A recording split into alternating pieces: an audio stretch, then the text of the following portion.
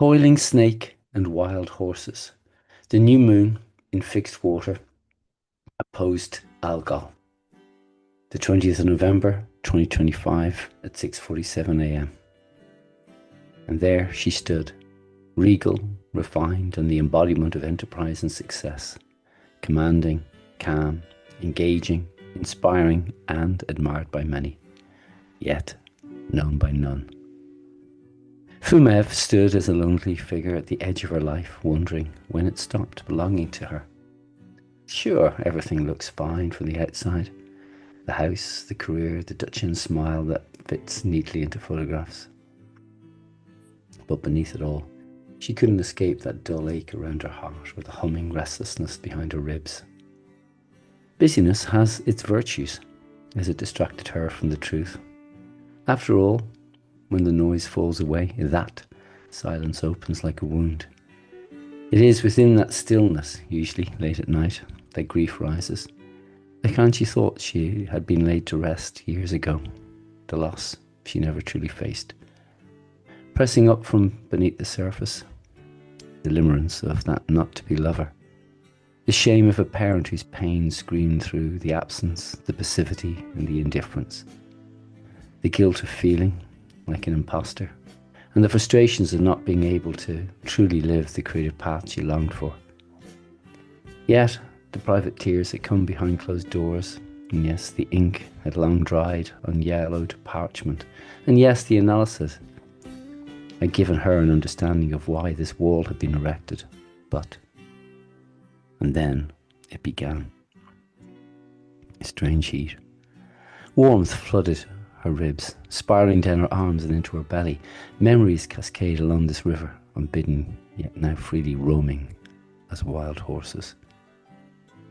Heat like molten light curling around bone and sinew, alive and hungry, winding its way up through her, familiar yet unknown. She shivers from her body, remembering its most primal form, liquid fire. Unsure if she's falling ill, the air seems thicker, charged, her skin tingling, her spine humming. This energy winds upwards like a living thing, her body no longer feeling as it's hers. Catching her breath, deep and ragged, she draws the air in deeply, as if inhaling the very essence of the universe, pulling her into a tide she cannot resist. Every nerve hums, every cell vibrates, feeling like she's unraveling, yet somehow she feels more whole than she's ever been. She can feel her heart lift, then shatter, then lift again, an ecstatic shudder that makes her feel impossibly alive. Pleasure and fear spiral together, inseparable, as if the body itself is laughing and weeping at the same time. She wants to surrender, yet she's terrified of what might happen if she does. After all, there's too much stored inside to let out. She can feel something coil and writhe, rising through her as she trembles and soars. Energy shoots through her like liquid lightning, burning and tingling and pulsing and twisting around each vertebrae like a serpent of light. Is this madness, or is it something holy? Her throat constricts and opens, her chest pounds, her heart rates. Thoughts scatter, memories rise like smoke, grief, joy, longing, terror.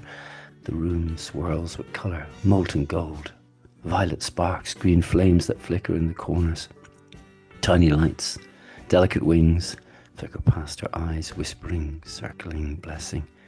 She senses them brushing against her skin, drenched in heat and energy, in something that feels like pure life. It rises higher, her forehead, her crown. White light pierces through her skull, flooding her mind. Weightless, trembling, dissolved, a presence hovers. A knowing, a gaze, a hand on her soul as she weeps rivers of light from her two oceans. Am I dying? She speaks quietly to the presence. Silence. Deafening silence. But the journey continues. The fire has not dwindled. The current inside her, constantly moving, bursting through her chest as she feels herself both expanding and unraveling. The boundary between her body and the world blurring. Memories, emotions, desires unraveling, surfacing and dissolving like stardust in the cosmic wind. Every ounce of sorrow, fear, shame, and guilt she has ever carried is irradiated by the liquid light, rushing past her chest, into her throat, her forehead, sparking visions, insights flashing of understanding that are not hers, but that she somehow recognizes as eternal truths, feeling as if she's merging with everything: the air, the soil, the sun, the invisible currents of life. She feels infinite, yet small. She feels the weight of time, and yet she feels timeless. She feels present in her body, and yet she feels like pure light. Sensing the world differently, the brush of a hand, the whisper of wind, the susurrus of trees, the soft tremble of life, she's alive to it all. The ordinary feels miraculous, a bird rising from a branch, the sun spilling gold across pavement, a stranger's smile. Each spark, each shimmer, carries the resonance of the infinite. She feels herself touch everything at once: the pulse of the earth, the breath of the sky, the hum of the unseen. Love moves through her as a current, all-consuming and awakening. Unsure where the dream ends and the waking begins, reality asserts itself. Even if she feels changed, something is opened in her that cannot close again. Rumev knows that she cannot go back. The light that awakened, the river that now flows out from her lake, has reshaped her, even if those around her notice nothing unusual. Now lighter and more awake, she is no longer afraid to be open to her heartfelt dreams and desires and the knowing, the grief, the regret, the shame, the trauma, the pain all eviscerated, and all that's left is a deepening, open heart, filled with a love that has no end, a light that cannot be extinguished, a knowing that is simply home.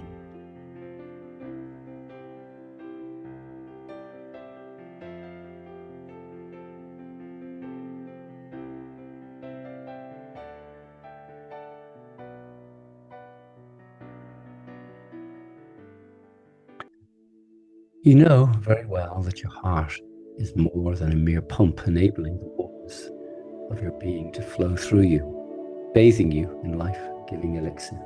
It animates, enlivens, enriches your being, bathing you in a light, just as it floods those you love with your light when you give them your heart. But your heart also holds grief, longing, guilt, shame, desire, and the quiet ache of years you have carried alone. Those experiences also bathe you in a more somber state of being and can be shared with the world knowingly or unconsciously. There's nothing dark about those emotions, normal as they are. They're being alive, to have hopes and dreams, and to work through scripts and patterns that we have chosen to work through. They may be stored in the field that moves around and through you, but they are channeled into your everyday life through your heart. It's often believed that the deepest human creative life force is coiled at the base of your spine and snakes upwards, awakening your spirit, heart, soul, and body, leading to an expanded consciousness and feelings of oneness and bliss.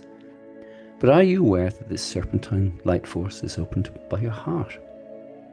And since your heart is that lacustrine place where your deepest emotions lie, heavy and dense, waiting to be seen, felt, and released, to awaken Kundalini through the heart is to break open the dam and let forth all that is stored within the waters, where emotional memory is preserved, where the soul has stored its sorrow and longing, is but one meaning of fixed water.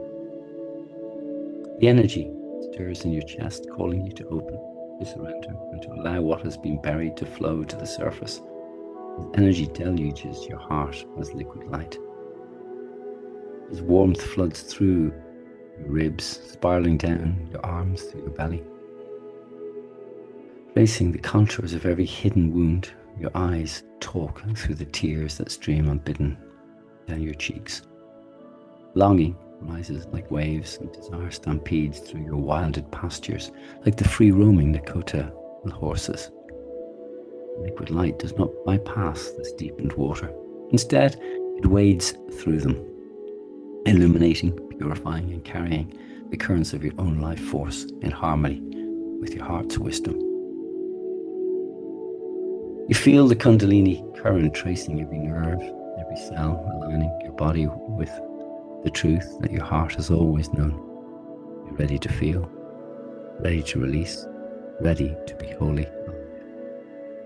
So breathe into the ache, into the loss, into the weight of all that has been unspoken, and let your heart's tempo increase, and surrender to each pulse's awakening clarity, courage, and compassion. It's true to say that opening the heart to this profoundly raw and uncultivated feminine energy is not gentle. It's why the patriarchy demonized it and gave it names like Lilith or Medusa. It shakes you, trembles you, floods you with the power of what has been stored, and yet, though it may initially feel like her tempest, it is merely aeons of suppression of this creatrix power being released. Power that's erotic, creational, luminous, vibrant, and awakening. Will you surrender to the energetics of this fixed water elevation and allow the energy rise from your heart with clarity, purity, and purpose, carrying both the fire of your own life and depth of your own soul? Will you become one with the river of life and feeling, moving, pulsing, expanding, rising through you in harmony with the wisdom of your heart? The serpent's lesson is quite simply that the journey is not outwards but inwards. The heart is not passive but a landscape of living knowledge. Transformation need not be sudden but slow, deliberate, and radiant as you open fully your heart and being to God, the creatrix energy stored in your heart and at the base of your spine. But its teaching is also one to remember, that the wisdom of your heart is not something to be possessed, recited, or displayed. It is to be inhabited. It is the terrain into which you descend willingly, guided by presence rather than instruction, illuminated by patience rather than insight. Kundalini is not just an energy, it's a mirror of your heart, reflecting your courage, your desire, and your love. Every beat carries the power to transform. Every pulse carries the grace of being holy yourself, and in this you know the heart is a gateway, the power and the source of your awakening. And so, as the sun and moon unite within your lake, reflecting the power of the deepest dimension of the feminine, Algol, may a coil of golden light pulse through your heart as both a companion and a guide, and may you swim into each new day with the quiet embodied certainty, wisdom that is patient, intimate, eternal, and most vivid.